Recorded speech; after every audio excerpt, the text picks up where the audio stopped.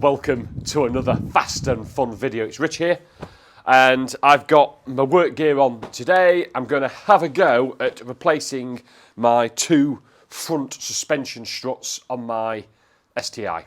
Never done it before.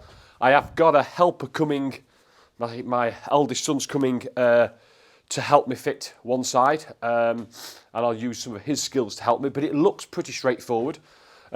What I'm replacing it with is these. One of these, a Pedders, easy fit, and it's a whole strut.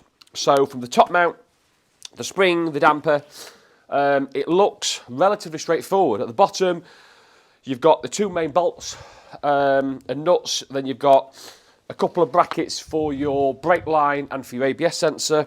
And then at the top, you've got your three main bolts for the top mount. Comes as a whole assembly, about £200 for each side, and some pretty basic tools. I'm expecting the bolts and nuts, the two main ones at the bottom, to be a little bit difficult to get out. But what I have done a couple of days ago, I've also WD-40'd those, gave them a wire brush, WD-40, to try to make them a little bit easier to break off. As long as you've got a breaker bar, I'm sure we'll be fine. First thing to do then is going to get the car jacked up and on axle stands, get the wheels off, so we can see what we've got to do.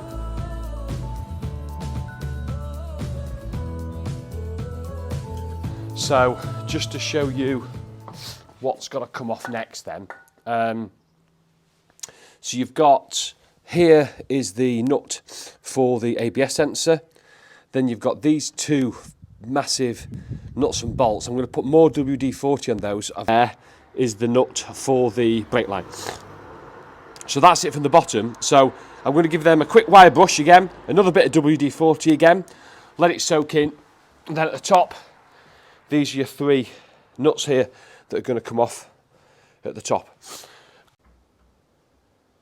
Okay, so we're about to start. We've got the breaker bar. We're going to do the big bolts first.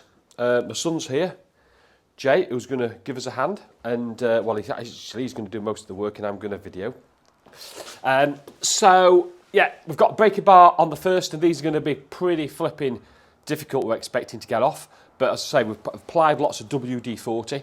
A good tip here is when you use the sockets, try not to use 12-point sockets, because you've always got a risk of rounding off the nuts. So best thing to use is 6-point sockets.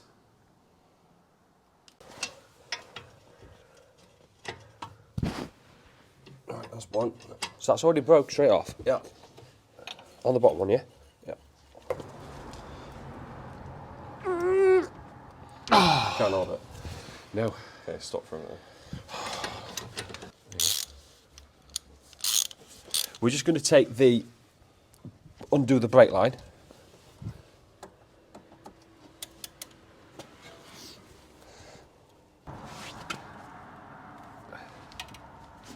Is he gone? Yeah. Oh, nice one. It's quite tight though. Tighter than I thought. Such a little flipping nut. It's rusted in there. So we're just undoing this the brake line now, just more so we can just sort of bend the brake line away to get access to the lower bolt. It's got to come off anyway. I'm not sure if you can see actually what's going on here. Just trying to move the camera so it's a bit better for you to see.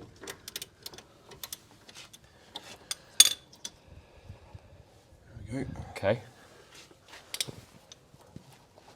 So that just Slide out of there. there you go. So that's okay. So that's out.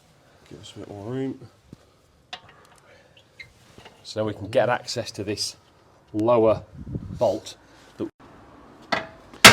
So we've managed to get the bottom one off with a bit of swearing and brute force. So we've got that one off, and that's been using a second sort of miniature breaker bar. I don't know what is that called. Yeah, breaker bar. Yeah, but it's a smaller one than the big one. So we've got that nut off the bottom. We're just taking the top nut off. Concern is I'm not having to hold this, which to me means that fucking bolts probably is going to be a right bitch to get out. So we're just going to, but that's the second nut off anyway. Obviously, this is the brake line that we've taken off. So now we've got to somehow try to get these bolts, put the nuts down there with the washers, we've got to try to get these bolts out of here, which we think is going to be a right bitch of a job. So what we'll do first, we're going to drop the, this is the ABS sensor cable. So we're just going to drop the little bracket off the side first. Bit of persuasion.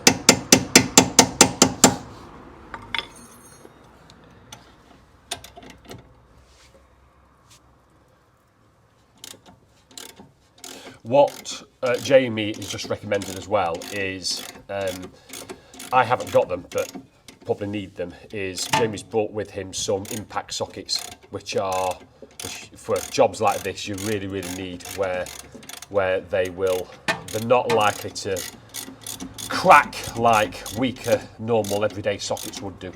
So I'll probably need to invest in some for this type of work. Obviously Jamie's got that. So this is the ABS line coming off, and then just got to get these two bolts out through the hole. So what I'm doing here is just going back in. So where the threads are really tight, there's a normal inclination just to keep going and just force it out. What you get is part of the rust and the crud in the thread gets stuck and they go all together and it will just snap off. So it's always good to just... So you're taking it out, then you're going back in then, Jay? Yeah, just to try and loosen off all those bits of rusty flakes of material in the thread. Just persuade it out, and then we'll clean up the bolt and the thread before we put them back in.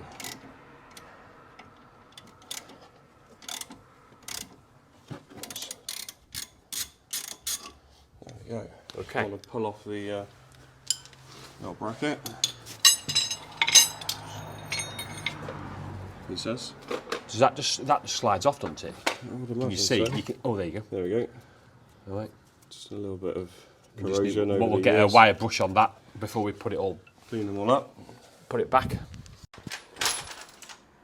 Right, so that's all disconnected now, apart from putting the two bolts out. So what we're going to do, we're going to break off these three nuts at the top of the strut.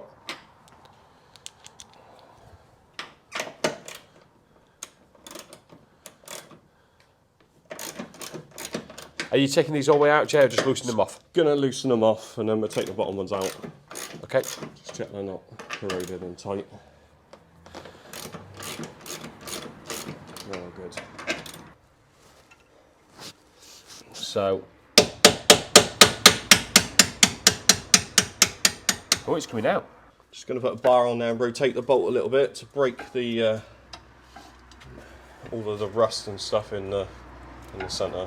So you know the bolt is now actually rotating Yeah, freely it's inside rusted now. in the centre, so So now have another go. at this. ideally we should use a punch, but I've forgotten it.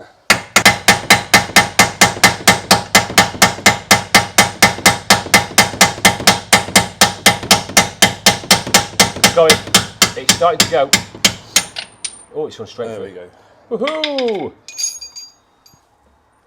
Let's have a look at that beauty. There's plenty of rust in the centre, just holding it. Are these all right then? Just we're going to have to wire brush them, aren't we? Yeah, we'll just clean them up, put a little bit of grease in there maybe for next time, Yeah. but not too bad. Okay. Cool. So all we've got now is the one bolt that's half in, half out. Is this where we put? What do we do now? Do we? Well, you tell me, Jay. Do we put a screwdriver through this hole to hold it in position to start off with? Ideally, or just play with the other one. Stops it all falling out. So screwdriver in there so to stop it all collapsing. Just took the bottom bolt out now. Looking at the state of that one. Alright. So that is now free to come off. Yeah. Just going to drop that up a little bit. Now what we've got to be careful about here then is that not falling away too far. Yeah, so we don't want to upset the dry shaft in the front differential. So do you want to tie something together? Do you want to tie it, or is it all right just like that? Or We should be alright like that. We should be fine. yeah, okay. As long as we don't flip and pull it out. Yeah. So that's the fine. strut at the bottom all loose. back to the top, under these three bolts. Slowly taken out.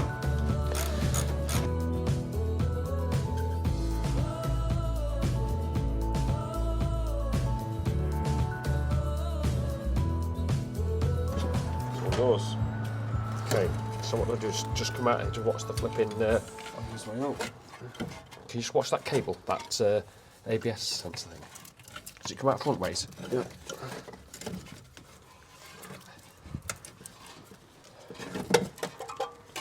Hang on, fucking hell, this is cool. Oh, that is a well-used suspension strut. Wow. You've probably gathered that we're now several days later in the saga of the front suspension struts. They were the wrong ones. That got confirmed with Scuba Works and Pedders a couple of days after me trying to fit them. Well, I didn't try to fit them because they couldn't fit, and one of the reasons was because actually the mounting holes at the bottom, so where the two main bolts go through, on the old struts they're 75mm apart. On the new strut that I had was 65. So I knew that they were definitely the wrong struts. They didn't actually say. I think they were just for a normal 100 PCD, so non-wide track, rather than the wide track, which is a 114 PCD, or 114.3 or 0.4, I think. So I've had a rethink now, because I looked at what other different struts, and there's none, apparently, or I couldn't find a company that did whole struts now without going to coilovers. Plenty with BC Racing coilovers, or Ting or Tyne coilovers. KYB, I think, do them, but only through the franchise Subaru dealerships, and they are really, really expensive, with the old ProDrive springs as well, because remember, this is a ProDrive performance pack on this car. So I've had a rethink, because, well, budget's the main issue. So I've had a rethink, and really, why am I doing this? Well, I'm doing it because of the knocking noise that I did a video a few weeks about, and that knocking noise is associated with the top mounts. And I only ended up potentially fitting whole new struts because it seemed to be most cost effective to do the whole strut. Well, I managed to get the top mounts for off eBay actually, but they are OEM, genuine OEM ones. I can't remember what they are, ICP or something, ICB. But anyway, I went on the forum, people have fitted them, so I've got them on order, about £55, £110 for the pair, so pretty good for that. And I'm going to fit the old springs and dampers back on. So, one, A, because I think it's going to be the most cost-effective solution, and B, although they don't look particularly tidy, I'm going to wire brush them, clean them up, tidy them up. I might even give them a lick of paint and spray them, I don't know yet. I'm going to have a think about that. Just tidy them up, and then using some spring clamps, I'll replace the top mounts, and then I'll put the struts back on. I'll do another video in a few weeks about that as well, to help anyone that wants to have a go at that. So that's what I'm going to do. If it takes the knocking noise away, then great. I mean, that's the only reason I'm doing this, because of the knocking. If it hadn't been knocking, I wouldn't have even gone to replace these struts. I just convinced myself by me pushing down on the car and looking at the rebound, there was so little give at the front compared to the rear. But apparently that's quite normal because of the stiff suspension of the STI. And you think, I know most cars are much stiffer at the front because you've got a 600-700 kilo engine up front. So the weight's at the front, and plus when you're braking, you'll have a lot of weight transfer to the front of the car, so the fronts are always stiffer. So, and I've never noticed any issues when I was driving. So that's really led me to think that, do you know what? Fix the top mounts. Hopefully that's the knock-in. Almost certainly there was wear on those top mounts. Fix those, get the old struts back in, tidy them up a little bit, and that could be a £110 fix rather than, well, hundreds, if not four-figure replacement of all four struts. So that's what I'm going to do in the coming weeks.